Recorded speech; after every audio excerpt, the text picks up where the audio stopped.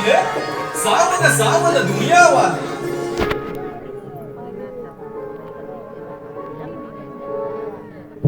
का बडबडाय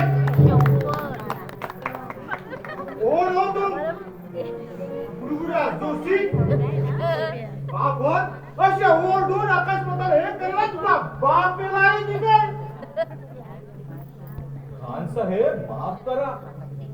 वीजभर पोटाची खळगी भरण्यासाठी आम्हाला अशी नटपट करावीच लागते. पण तुझ्यासारख्या हिंदू भिकाऱ्याला इथे भिक्षा वाढा ना इथे काही अन्नछत्र घातलं नाही.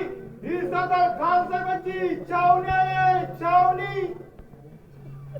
पण काय रे कुरकुड्या अशी दारोदार भिक्षा मागायला हिंदू कापरांची मराठीशाही ओस पडली की काय. मराठी शाहीचा तो राजा हैवान शिवाजी म्हणे मोठ्या मनाचा उदार आणि गरिबांचा वाजा आहे असे ऐकतो. अशी त्यांची कीर्ती की ज्याच्या त्याच्या तोंडी आहे. पण काय करणार. प्रत्येक गडाभोवती मावळ मराठ्यांचा खडा जागता पहारा असून जिथे मुंगीला देखील आत शिरायला वाव नाही तेथे माझ्यासारख्या गरिबाची डाळ काय शिजणार हे उघडच आहे. अशा परिस्थितीत राज्य सोडून पळत्याच्या पाठीमागे राहण्यात काय अर्थ आहे. मी तर मनाशी ठरवले आहे की त्या जादूगार शिवाजीच्या नादाला लागण्यापेक्षा मोठ्या मोठे 2 घास मिळवलेले अधिक सुखाचे आहेत. बिलकुल ठीक.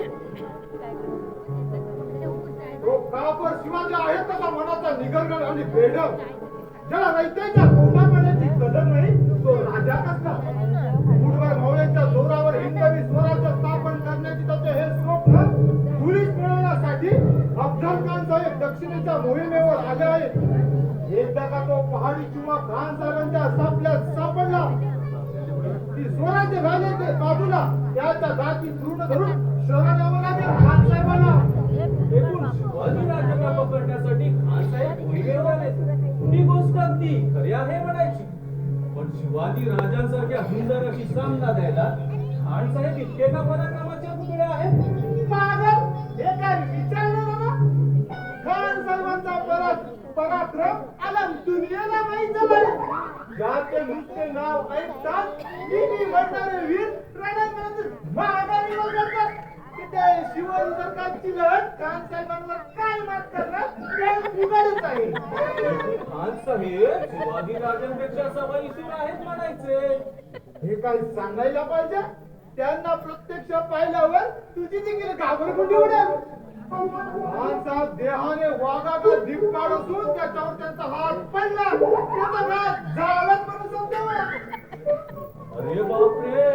खान साहेबांची ही कहाणी ऐकून माझ्या तर तोंडचे पाणीच पळाले. असं वाटते की इथूनच माघार घेतलेली बरी.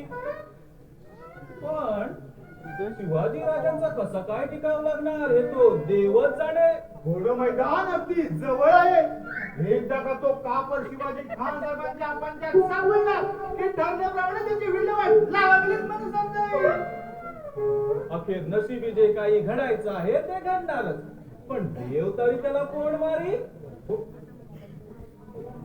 हे काही खोटे नाही. हे एक ठरल्याप्रमाणे त्याची विल्हेवाट लागलीच म्हणून समजावी. एकदा का तो कापर शिवाजी खान साहेबांच्या पंचायत सापडला की ठरल्याप्रमाणे त्याची विल्हेवाट लागलीच म्हणून समजावी. पण तुला काय वाटते या झुंजी जिंकणार आहे कोण. सैतान शिवाजी की आमचे खान साहेब. अखेर नशिबी जे काही घडायचं आहे ते घडणारच. देवकारी तया कोण मारी हे काही खोटे नाही.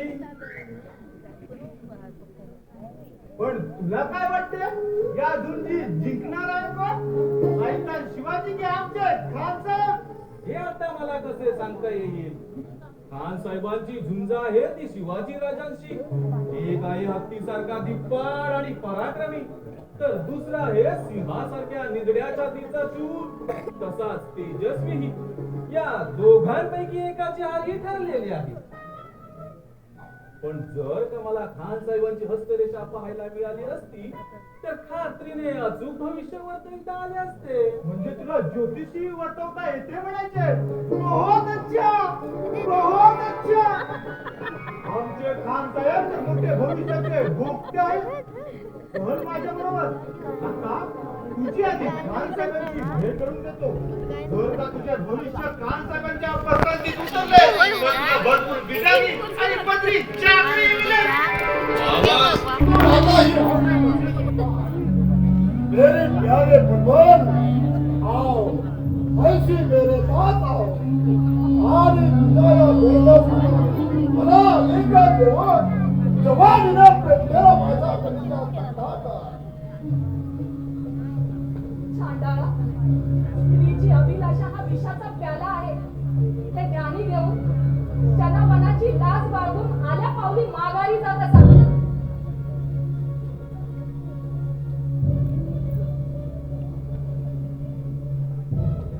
नीचा, अरे असा उत्तमपणे वागू नकोस.